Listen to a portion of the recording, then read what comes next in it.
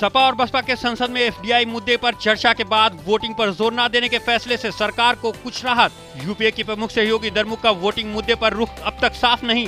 सर्वदलीय बैठक में भाजपा और वाम दल अपने पुराने रुख पर ही अब सभी की निगाहें पीठासीन अधिकारी पर कि सदन में किस नियम के तहत होगी चर्चा।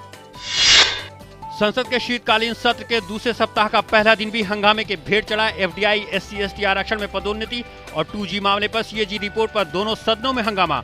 दोनों सदनों की कार्यवाही दिन भर के लिए स्थगित। संसदीय कार्य राज्य मंत्री राजीव शुक्ला ने कहा, सरकार सभी मुद्दों पर चर्चा कराने को है तैयार। 2G स्पेक्ट्रम में राजस्व की क्षति पर आक्रामक सरकार ने PSC प्रमुख और CAG से मांगा जवाब। कहा, PSC ने CAG को किस आधार पर 2G में हुई हानि की गणना पर सौंपी थी रिपोर्ट। DMK ने लोकसभा में इस मुद्दे पर चर्चा का दिया नोटिस। CAG के पूर्व अधिकारी RP सिंह ने फिर PSC पर बोला हमला। कहा, PSC प्रमुख चाहते थे कि मानसून सत्र से पहले ही रिपोर्ट तैयार हो। प्रधानमंत्री डॉक्टर मनमोहन सिंह की प्रत्यक्ष नकद अंतरण पर बनी समिति के साथ बैठक। सरकार अगले साल 1 जनवरी से 51 जिलों में आधार कार्ड के जरिए नकद सब्सिडी योजना करेगी शुरुआत। तृणमूल कांग्रेस के सांसदों ने संसद भवन परिसर में डीजल के बढ़े हुए दाम और सब्सिडी वाले LPG सिलेंडर की संख्या बढ़ाने के मुद्दे पर दिया धरना। भारत और चीन के बीच दूसरे दौर की सामरिक आर्थिक वार्ता नई दिल्ली में शुरू।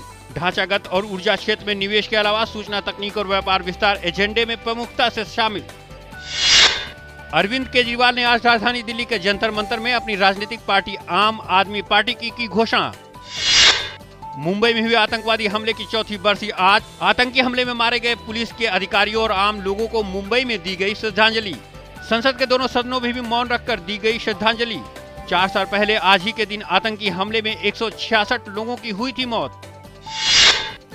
मिस्र के राष्ट्रपति मोहम्मद मुर्सी के कार्यालय से जारी बयान में कहा गया, उनके द्वारा हासिल की गई शक्तियां अस्थायी और उनका मकसद चुनी हुई सरकार की सुचारू रूप से कार्यवाही को सुनिश्चित करना है। राष्ट्रपति अन्य राजनीतिक दलों के साथ बातचीत करके न्यायालय और कार्यपालिका के बीच जारी मतभेदों को दूर करना चाहते हैं। सीरियाई विद्रोहियों के दमिश्क के पास एक हेलीपैड पर कब्जा।